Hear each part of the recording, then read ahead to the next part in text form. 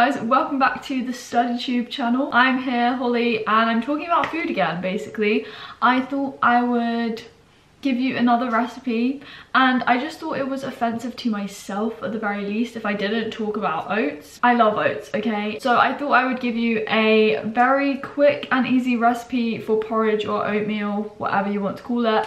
And yeah, I make it in the microwave, so it can be made literally in 10 minutes, I think is a reasonable time frame. So it's really great if you're a student and you're busy, or if you're working, you need a quick breakfast. You can eat oats basically for any meal of the day. That's why I think we just can't not talk about them. To make the oats, so the staple bowl of oats, you need quick oats. They're so cheap, you can get them anywhere. And if you're gluten-free, then just get gluten-free oats, and they are just not contaminated with gluten basically. Alongside that, you just need some chia seeds. I always make my oats with chia seeds, and then you need water. I have always made my oats with water, but we do add milk for creaminess at the end. Because we're doing this in the microwave, just use a microwave safe bowl. I don't want to be responsible for blowing up your kitchens. A fairly big bowl, and you add 1 cup of oats with a tablespoon of chia seeds plus 1.5 cups of water to this bowl. You then take it to your microwave and you microwave it for 2 minutes to start with.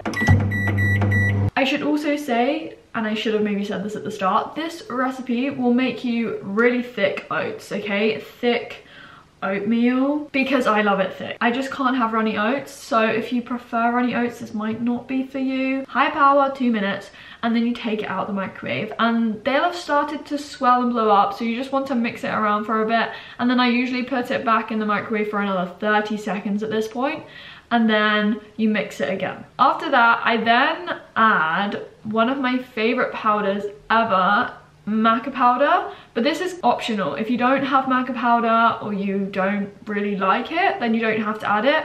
The most important thing at this point is to add just under 1/4 cup of plant-based milk. When I made these oats, I added my favorite coconut milk in the whole entire world. It's this cocoa unsweetened coconut milk. So at this point, the oats should be quite thick, and oats naturally thicken up if you leave them, but I tend to put it in the microwave for another 30 seconds just because, as I said, my oats need to be very thick, but you can omit that step as well. At this point, you have basically made your bowl of oats, and as I said, this bowl of oats is a very simple, easy recipe. You can start adding different things to your oats, like different powders, different sweeteners if you want it a bit sweeter. And the final thing to do with oats, and my favorite part of making oats, is decorating it, okay? You just literally get as creative as you want, find whatever you want to put on top. So when I made this bowl, as I'm showing you, I basically cut up a plum. I am loving plums at the moment, they're just so good in the UK. So I added a plum, and then I added a good load of frozen blueberries. Adding frozen fruit to your oatmeal is great because it will just melt. Then I added some ground linseed, some desiccated coconut over the blueberries, and my favorite thing in the whole entire world, cacao nibs. They're cacao, not cocoa. They're quite bitter.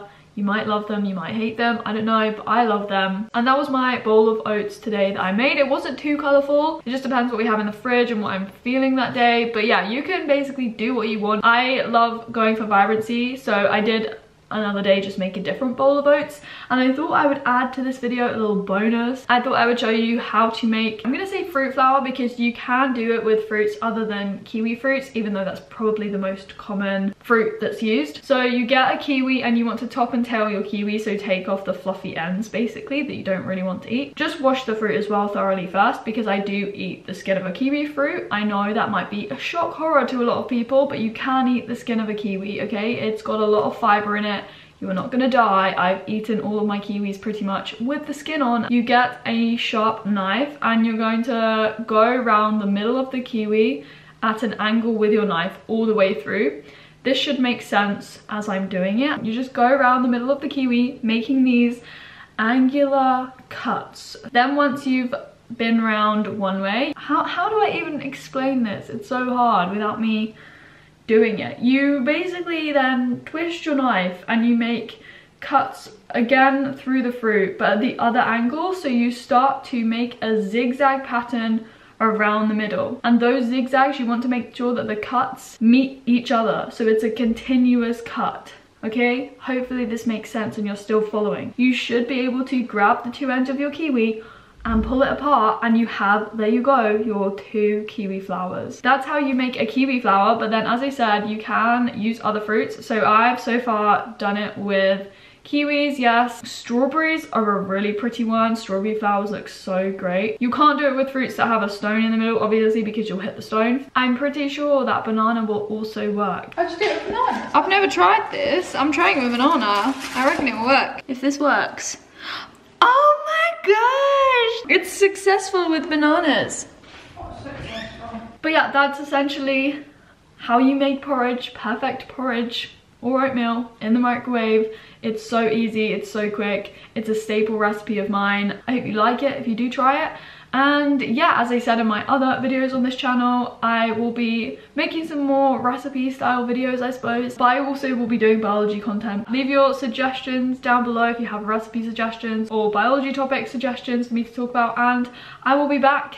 I don't know when, but I hope you enjoyed this video. Like it if you did. Subscribe to the StudyTube channel for videos every single day. It's honestly so amazing, this platform. I hope you're enjoying them, and yeah, I hope you're well, safe, self-isolating, and I'll speak to you very soon. Bye!